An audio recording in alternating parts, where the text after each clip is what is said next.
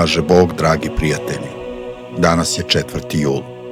Dok otvaramo stranice našeg duhovnog spomenara, pred nama se otkrivaju životi svetog mučenika Julijana Tarsijskog i prepodobne Anastasije Srpske. Iako su njihovi putevi bili različiti, jedan je prošao kroz vatru mladalačkog mučeništva, a druga kroz tihi podvig majčinstva i monaštva. Oboje su pronašli isti cilj, večnost u Gospodu. Danas ćemo se fokusirati na to kako se vera kalila u mladom plemiću i kako je krunisana u životnoj mudrosti naše srpske svetitelje. Ovo je prilika da spoznamo da svetost nije uniformna, već da poprima oblik srca koje je spremno da se potpuno preda. Sveti Julijan Tarsijski je bio mladić čiji je život blistao raskošom carske službe, ali ga je on zamenio za carstvo nebesko. Rođen u 3. veku u Tarsu, sin senatora, odrastao je u atmosferi bogatstva, a ipak je u duši gajio neugasivu žeđ za Hristom. Dok su njegovi vršnjaci uživali u svim blagodatima visokog društva, Julijan je čeznuo za istinom koja ne prolazi. Kada su počela gonjenja, pred njega su postavljeni teški izbori. Nisu ga zaplašili lanci, niti su ga potkupila carska obećanja. On je odbio da prinese žrtve idolima, svestan da je život kratak, a duša večna. Njegovo jednogodišnje stradanje kroz razne tamnice postalo je svedočanstvo da mladost nije prepreka za veliku duhovnu zrelost.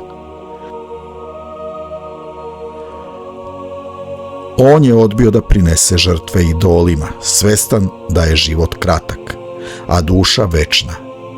Njegovo jednogodišnje stradanje kroz razne tamnice postalo je svedočanstvo da mladost nije prepreka za veliku duhovnu zrelost. On nam danas svedoči o hrabrosti koja ne traži opravdanja, već bezrezervno stoji uz ono šta veruje. S druge strane, prepodobna Anastasija Srpska donosi nam priču o postojanosti. Kao supruga Stefana Nemanje, ona nije bila samo vladarka, već oslonac čitave jedne dinastije. Njena veličina nije bila u kruni na glavi, već u sposobnosti da vaspita decu, među kojima je bio i Sveti Sava, u duhu bogoljublja i rodoljublja. Kada je ispunila svoju porodičnu misiju, povukla se u tišinu manastira Studenice. Nije tražila slavu, već mir u molitvi. Njen prelazak u monaški čin bio je prirodan nastavak njenog života posvećenog drugima. Ona je dokaz da se svetost može dostići kroz strpljenje, kroz negovanje topline doma i kroz spremnost da se svetovni sjaj ostavi zarad duhovnog mira. Sveti Julijan i prepodobna Anastasija nam danas postavljaju važna pitanja. Julijan nas izaziva da preispitamo koliko smo spremni da budemo dosledni u svojim stavovima, dok nas Anastasija uči vrednosti tišine, majčinske požrtvovanosti i mudrosti koja dolazi sa godinama. Oni nisu živjeli za sebe, već su svojim primjerom postali putokazi.